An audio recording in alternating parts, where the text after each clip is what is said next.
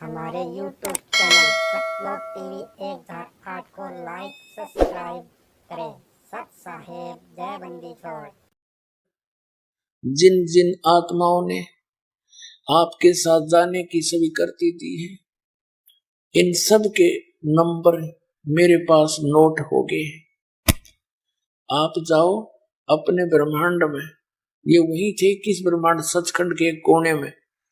जैसे केंद्र है अपना दिल्ली, एक तो दिल्ली शहर है, एक बाहरी दिल्ली गांव है, वो भी दिल्ली कहलाता है।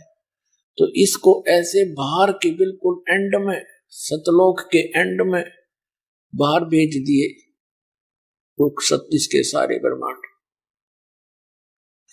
और ये आ गया वहां पर। पीछे से परमात्मा ने, जिस आत्मा ने सबसे पहले स्वीकृति दी थी, उसका स्त्री बना दिया, एक युवा लड़की बना दिया।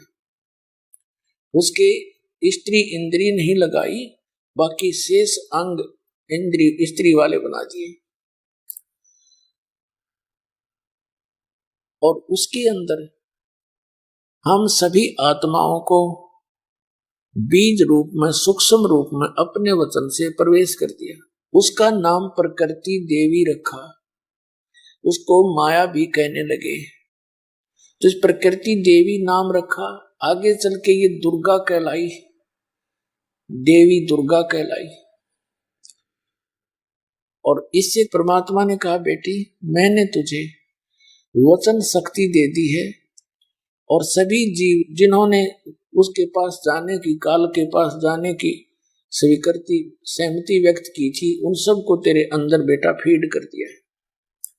अब वचन से तू जितने जीव चाहेगी, और वो काल ज्योत निरंजन जितने जीव है तो उत्पन्न कर सकती है, नर और मादा।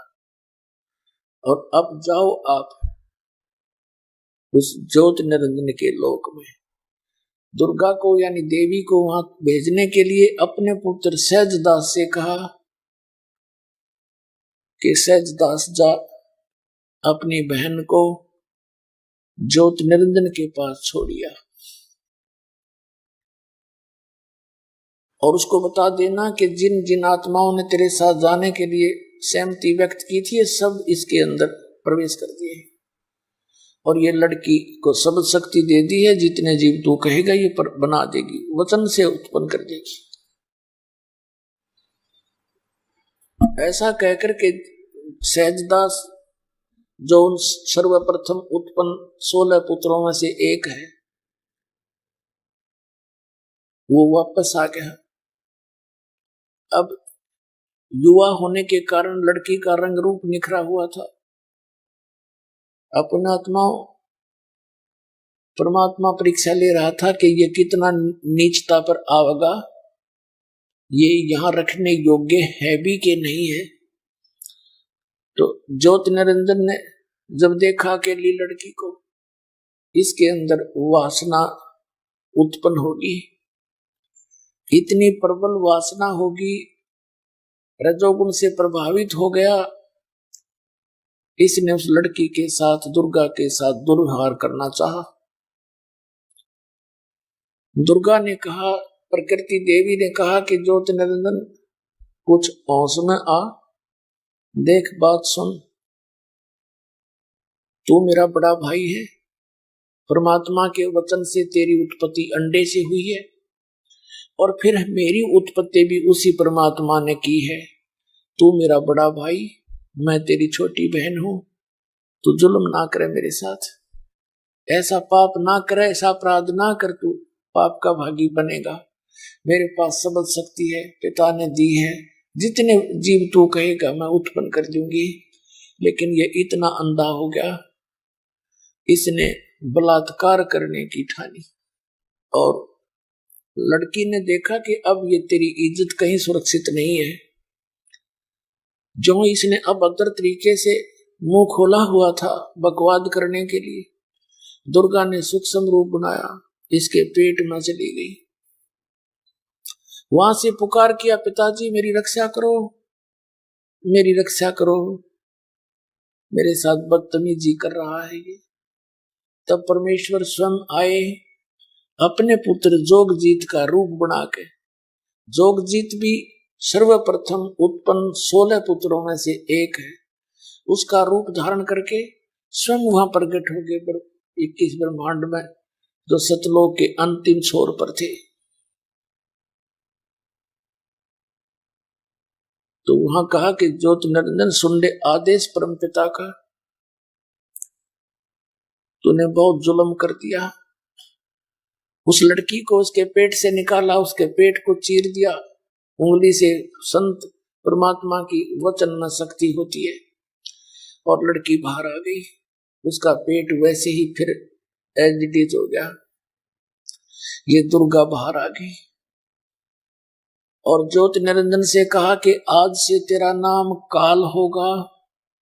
1 लाख मानव शरीरधारी प्राणियों का तू नित आहार करेगा और 1.25 लाख की उत्पत्ति तू प्रतिदिन करेगा। और निकल हुआ यहां से अपने 21 ब्रह्मांड को लेकर यहां से बहुत दूर चला जा तू। इतना कहकर जोगजीत रूप में परमात्मा अंतर ध्यान हुए और 21 ब्रह्मांड ऐसे चल पड़े वहां से जैसे विमान चलता है। और सतलोक से 16 शंख कोश की दूरी पर आकर के ये चक्कर काटने लगे। अब पुण्यात्माओं, हमारे अंदर ये जो बुराई लगी कि हम किसी हीरो या हीरोइन को, अभिनेता अभिनेत्री को देख करके वो अपनी रोजी रोटी के लिए चटक मटक कर रहे होते हैं और ये युवा बच्चे उन पर आसक्त हो जाते हैं और इतने आसक्त हो जाते हैं हटाए नहीं हटते। उनमें से कोई एक आ जावे बरुआला में, हिसार जिला के बरुआला शहर में, और देखो इन बच्चों की वहां कट हो जाएगा, कितनी भीड़ बन जाएगी। इतने दूर से देखेंगे 1 किलोमीटर से, वो खड़ा वो खड़ी, लेना एक न देने दो धक्के खान की, इनके बस की बात नहीं। ये बुराई हमारे वहां से लगी थी जब हम इस काल को देखकर आसक्त हुए थे। उसके बाद जैसे वृत्ति इस जीव की आज भी वही है क्या? कहीं एकांत में इकलौती लड़की को देखकर मन में बहुत प्रकार के दोष उत्पन्न हो जाते हैं। ठीक है, बुद्धिमान व्यक्ति अपने ऊंच नीच को सोचकर मन को थाम लेता है। दुष्ट टाइप के लोग वो अपराध कर ही डालते हैं। तो पुण्यात्माओं, उसके बाद जब काल ने कहा दुर्गा से कि अब मेरा कौन के बिगाड़ेगा, 21 ब्रह्मांड का मैं ही स्वामी हूं जो मनमानी बात करूंगा, अब तू क्या करेगी? उसने फिर कोशिश की वही बदतमीजी करने की। दुर्गा ने इसको फिर से समझाया कि ज्योति निरंजन जुल्म ना करे। बात सुन, पहले तो तू मेरा बड़ा भाई, मैं तेरी बहन छोटी, और दूसरे में तेरे पेट से बाहर आई तेरी बेटी होगी, कम से कम पुत्री और बाप का नाता तो रख ले। इसने एक नहीं सुनी और अपनी वासना का शिकार होकर के दुर्गा को स्त्री इंद्रिय अपने नाखूनों से बनाई और गृहस्थी कर्म करके 3 पुत्रों की उत्पत्ति की। रजगुण ब्रह्मा, सतगुण विष्णु, तमगुण शिव जी। ये तीनों पुत्र इस ज्योति निरंजन काल और दुर्गा के संयोग से उत्पन्न हुए। ये इनके माता पिता। आज से लगभग 600 वर्ष पहले सन 1398 से 1518 तक परमात्मा एक जुलाई की भूमिका किया करते थे।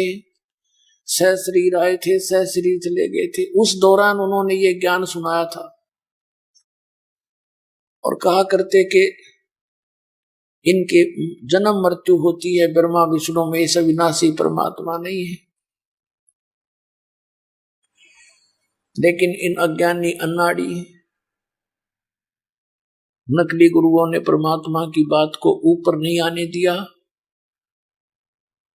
जो कि आज हमारे सदग्रंथों ने प्रमाणित किया कि ब्रह्मा विष्णु महेश नासवान है, इनकी जन्म मृत्यु होती है, दुर्गा इनकी माता है और काल रूपी ब्रह्म इनका पिता है।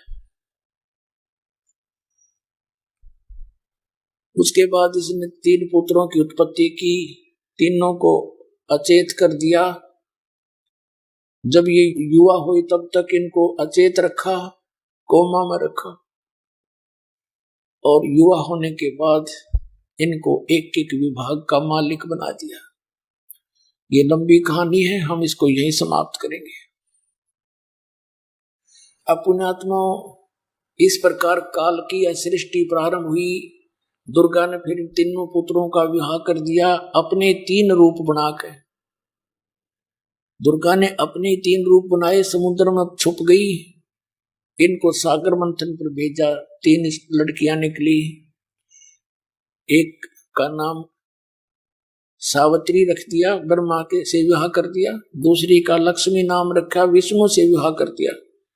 तीसरी का पार्वती नाम रखा, उमा का नाम रखा और शंकर जी से विवाह कर दिया। ये काल की सृष्टि प्रारंभ हुई ऐसे। और फिर आगे चल के हम ऐसे ही आगे कुछ दुर्गा ने अपने वचन से भी उत्पत्ति की, और आज हम ये संसार बस गया काल का। अब कुछ दिन के बाद हमें यहां बहुत कष्ट होने लगे। जो सुख हम वहां छोड़ आए उसका हमें आभास होने लगा। पुण्यात्माओं, जब तक लाइट बिजली रहती है तब तक बिजली का हम इतना मैं तो नहीं मानते, इतना ध्यान नहीं देते। और जब बिजली चली जाती है, कट लग जाता है घंटे 2 घंटे का, गर्मियों के दिनों में पसीना पसीना हो जाते हैं और बल्ब की तरफ देखते रहते हैं, कब आओगी बिजली, कब आओगी बिजली। तो इसी प्रकार जब तक हमें सुख था सतलोक में, हमने परवाह नहीं करी परम पिता के दिए हुए सुख की। और जब हमारी हुई दुर्गति शुरू, यहाँ फिर ढूंढते फिरे स्वर्ग में लगा वो सुख, स्वर्ग में जाकर और बना दुख, अपनी पूंजी अपने पुण्य। और वहां एक होटल है, वो स्वर्ग इस काल का बनाया हुआ, उस पर चार्ज लेता है आपसे। आपकी भक्ति कमाई का ये 20% 10% इसने फिक्स कर रखा है, अलग अलग रेस्टोरेंट बना रखे। और आप वहां जैसे होटल के अंदर धनी व्यक्ति जाते हैं, वस्तुएं सब उपलब्ध होती हैं, घंटी बजाते ही सब व्यवस्था हो जाती है, लेकिन जेब खर्च खुद का लग रहा है। और तीसरे दिन 10,000 का बिल बना के दे देता हूँ, मालिक इतने डिपॉजिट किया था, अब सिर्फ 1,000 बैलेंस है और जमा करा, नहीं तो बिस्तर ठा। तो इसी प्रकार वहां आपकी पुण्य कमाई को नष्ट करवाता है। उसके बाद फिर आप सोचते हो, जैसे कोई निर्धन है सोचता है धनवान सुखी होगा, धनवान को सुख सपने में भी नहीं है, ये सत्य मान लेना आप। महादुखी होता है धनवान। और फिर धनवान सोचता है, क्योंकि वो दुखी है, वो सोचता है राजा लोग सुखी होंगे, राजा लोग तो लिए सुखी, उनका जिए जाना जिसे सुखी है। ये तो हमने नो देखे दूर के डोल सुहाव ने। राजा सोचता है कि ये स्वर्ग का राजा इंद्र सुखी होगा, और इंद्र को कोई सुख नहीं। उसकी हिस्ट्री उठाकर देखो इंद्र की, वहां केवल बकवादे हैं, लंबी चौड़ी व्यवस्था करता है। कभी कुछ हो जाता उसके राज्य में, कोई दूसरा तपस्या करके उसकी गद्दी प्राप्त करने योग्य साधना धर्म तप कर लेता है, तो उसको चिंता बनी रहती है कहीं तेरी गद्दी ना छिन जाए। कई बार देवताओं राक्षसों का युद्ध हो गया, इंद्र का राज छीन लिया, वो जाकर छुप गया कि तो दूर भूखा मरता फिरे, तो खाक सुख है इंद्र को, स्वर्ग के राजा को।